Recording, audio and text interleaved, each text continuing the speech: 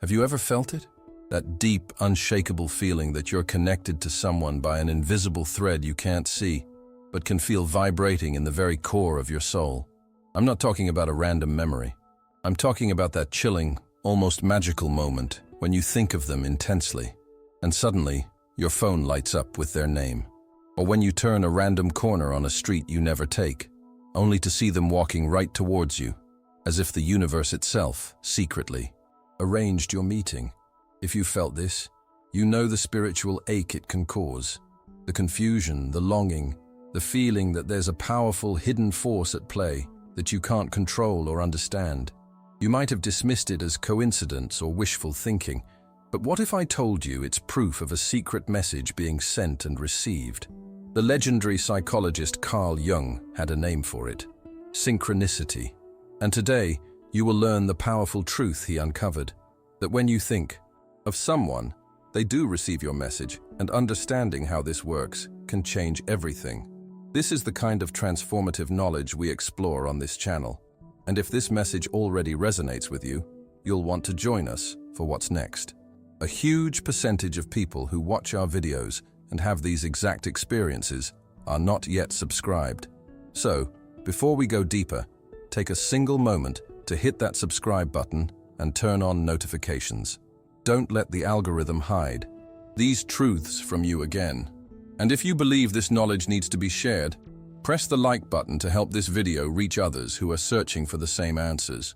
We want to see just how far these powerful teachings can go, so do me a favor, comment below with the city or country you're watching from, so we can see the global web of connections we are building together. Now, prepare yourself.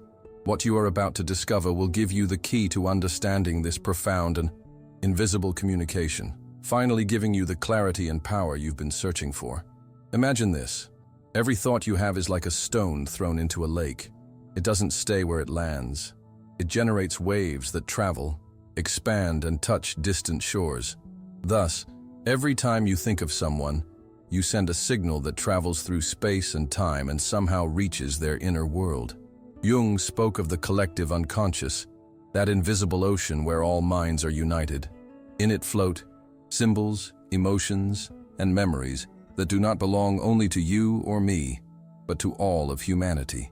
Your thoughts are small currents that plunge into that ocean, and those currents, although invisible, can reach another shore, the shore of another soul.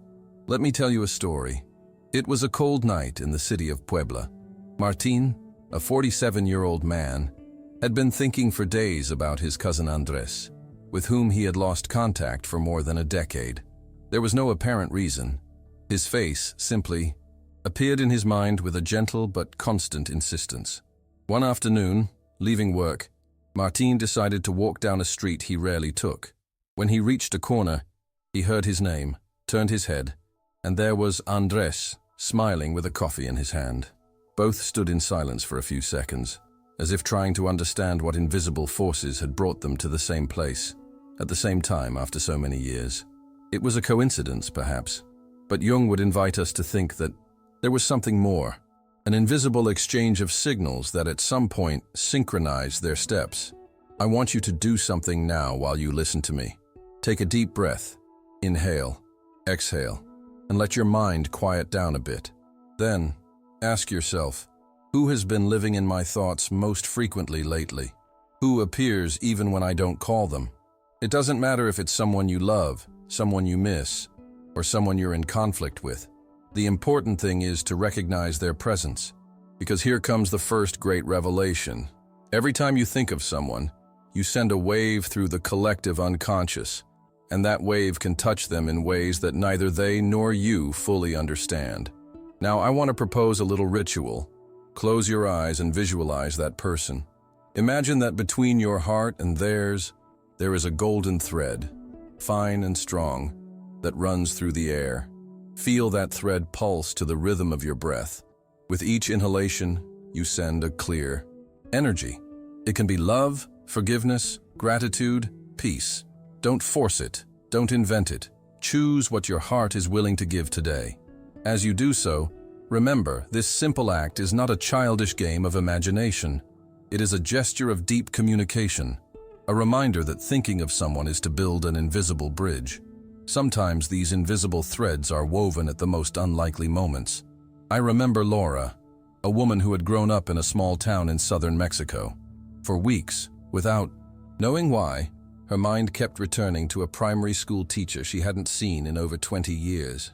There were no recent photos or social media to keep her present, and yet, every time Laura closed her eyes, she could hear her voice, see her gestures, or smell the floral perfume she wore when grading notebooks. One afternoon, while traveling by bus to the capital, the vehicle stopped at a gas station. Laura got off to stretch her legs, and upon turning, she saw her. The same smile, the same perfume, although now with the calm gait of someone who has seen much of life. They hugged without a word, for several seconds. Later, between laughter and tears, the teacher confessed, "I don't know why, but in the last few days, I couldn't stop thinking about you." It was as if both had answered the same call without anyone saying it out loud. Sometimes this invisible bridge is even built between people who do not know each other physically. Tomas, a young musician from Monterrey, used to compose at night. One day, while improvising on the piano, he thought intensely of a woman whose face he had seen only once at a cultural event. He didn't know her name, but the melody that came from his hands was imbued with that fleeting image. That same night, while uploading the video of his improvisation to a platform, he received a private message. It was her. She had found his music by chance and wanted to tell him that she felt that piece spoke directly to her soul. How to explain that? Two people, separated by kilometers and without prior contact, could meet like that. Jung would tell us that not everything is about linear causality. There are deeper currents where thought and emotion create paths that logic cannot yet measure. Think now about your own life, about those moments when someone appeared just when you were thinking of them, about the letters, messages, or encounters that seemed to answer a question you never asked out loud, about the strange certainty that you were on someone's mind, even before they confirmed it. These moments, as delicate as a feather floating in the air, are reminders that the mind is not a closed space, that our thoughts are tireless travelers crossing invisible bridges to other inner worlds. And here, as you hold the image of that special person in your mind, whoever they may be, I want you to repeat in silence. Every thought I send travels and touches shores my eyes do not see, but my heart recognizes, because that is the essence of this first revelation. We are not isolated islands. We are shores united by a common sea, and every wave we generate with our minds can reach, gently or intensely, the life of another. Imagine that every thought you send is like a light passing through a colored glass. The shape of the light may always be the same, but the tone changes depending on the glass you choose. That glass is your emotion. If the glass is resentment, the light that comes out is dense, heavy, almost sharp. If it is gratitude, the light is warm and golden, capable of softening even the coldest surfaces. If it is compassion, the light becomes soft, like the dawn that envelops everything without imposing its presence. Jung said that our emotions are thought amplifiers. A thought without emotion is like a dry stone. A thought charged with feeling is like a living seed capable of germinating in any soil it finds. And here's the detail. We are not always aware of the type of seed we are planting. I want to tell you the story of Andres and Clara. They had been close friends in college, but a misunderstanding broke their bond. For months, Andres thought of Clara with a mixture of anger and disappointment. In his mind, he replayed the arguments, the words that should never have been said, the answers he wished he had given. He didn't seek her out, but he couldn't stop thinking about her either. One day, checking his inbox, he found an email from Clara. It was brief and direct. "I don't know why, but these days I've felt a strange weight, and I've thought a lot about you. I just wanted to know if you are okay." Andres stared at the screen. He understood without needing technical explanations that this weight was partly the echo of his own thoughts laden with bitterness. What we think of someone, and especially what we feel when we think it, not only travels, but also leaves a mark. If a story of pain repeats in your mind, that story does not stay only with you. It's as if you leave a mark on the invisible field you share with that person. And here is something important. It is not about always thinking pretty thoughts or faking emotions that do not exist. It is about being aware of the type of energy you are feeding and deciding if that energy builds or binds. I want you to do an exercise with me now. Close your eyes and visualize 3 people who have occupied your thoughts in recent days. Don't try to change what you feel, just observe it. For each one, ask yourself, what emotion predominates when I think of this person? Is it love, gratitude, tenderness, or is it anger, sadness, fear? When you have a clear emotional color for each thought, ask yourself one last question. Do I want to keep sending this color? If the answer is no, you don't have to force yourself to feel the opposite. It is enough to open a space and say internally, I choose to transform this connection into something freer and more peaceful for both of us. You may not notice it immediately, but this gesture is like opening a window in a closed room. The air begins to renew itself in the background. The second revelation reminds us of something very simple and very serious. We don't always control who we think about, but we can choose from where we think about them. We can continue to dye our mental waves with the same murky color, or we can slowly clean them until they are clear and luminous. There are parts of ourselves that we love to show, and parts that we hide even from ourselves. Jung called them the persona and the shadow. The persona is the social mask. It is not necessarily a lie. It is the version of ourselves that we show to function in the world, to be accepted, to protect ourselves. It is the suit we wear for the interview, the smile we put on for the family photo, the polite answer we give even when we are tired. The shadow is different. It's like a locked room in the deepest part of our inner house. There we keep what we are afraid to show. Our insecurities, guilts, envies, unapproved desires, but also, interestingly, talents we dare not recognize, and aspects of our strength we learn to repress. When you think intensely about someone, especially with a strong emotional charge, you are not just interacting with their mask, with the image they present to the world. You are touching, even if you don't see it, the doors of their shadow. Imagine that every thought is like a key. If you think of someone with genuine admiration, that key can open a door to their security, their confidence, their light. If you think of that same person with constant judgment, the key can open another door, that of their insecurities, their fears, their oldest wound. We don't always do it consciously. Sometimes something in us simply calls to something in the other, and that something responds. Let me tell you the story of Mariana and her mother. For months, they didn't speak. Old wounds and unforgiven phrases had created a wall. However, the mother thought of her every day, worried about her health. That thought was loving, yes, but it was tinged with anxiety and fear. And something strange happened. Without knowing why, Mariana began to feel a diffuse guilt and an urgency to call her, as if an echo born in her mother's heart had traveled directly to her shadow and awakened in her the fear of losing her. This doesn't only happen with close bonds. Miguel, for example, frequently remembered an old co-worker with whom he had a rivalry. In his mind, he replayed how unfair he had been, the times he had criticized him in front of others.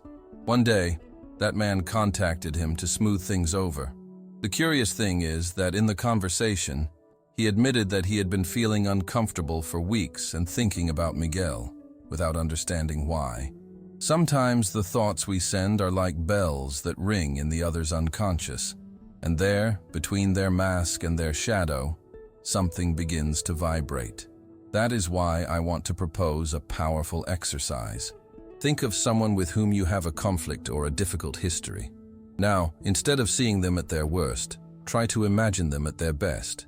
Visualize their eyes shining with joy, their voice calm, their posture relaxed. Imagine that in that instant, they feel completely safe and at peace. Hold that image for a full minute. It is not easy, especially if there is pain, but this gesture has the ability to send a different signal, one that awakens their light instead of their shadow. Because deep down, this third revelation reminds us of something essential. Every thought is a call, and you can choose which part of the other person you call to. So far, we have talked about how your thoughts travel to others, how they touch their shadow, their mask, their inner world.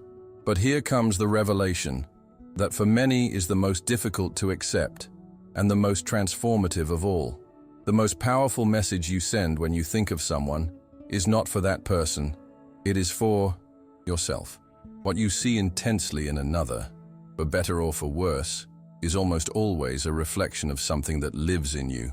It may be a quality you admire and wish to awaken. It may be a fear you prefer not to look at. Or it may be a wound that never healed, and that, disguised in another's story, asks for your attention. Jung said it clearly. Everything that irritates us in others can lead us to an understanding of ourselves. And I would add, everything that fascinates us too. I will tell you the story of Sophia. In her office, there was a colleague she found unbearable. She saw him as manipulative, selfish, and incapable of teamwork. Every time he spoke, her body tensed, and she could spend hours afterward mentally replaying what he had said, looking for arguments to contradict him. In therapy, her psychologist asked her, "What bothers you most about him?" "That he always looks out for what benefits him," Sophia replied without hesitation. "He doesn't care about stepping on others to get it." "And you?" insisted the psychologist. "Have you never wanted to prioritize yourself but haven't dared for fear of being seen as selfish?" The silence that followed was the key.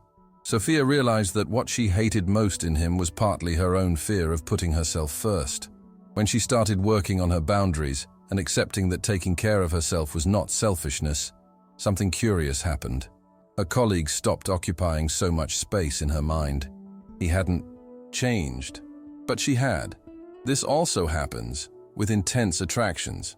Think of that person who captivates you, who evokes admiration or desire. Ask yourself, what qualities do I see in them that I would like to develop in myself? Sometimes the attraction is nothing more than the recognition of a seed that already lives inside you, waiting to grow. I want to invite you to an exercise of self-discovery. Take a sheet of paper and write the name of the person who occupies your mind the most lately. Below, write down 3 characteristics that most attract or bother you about them. Then, without judging yourself, look for traces of those same characteristics within you. They may be very present or hidden in the depths. Ask yourself, what is this person showing me about my own path of growth?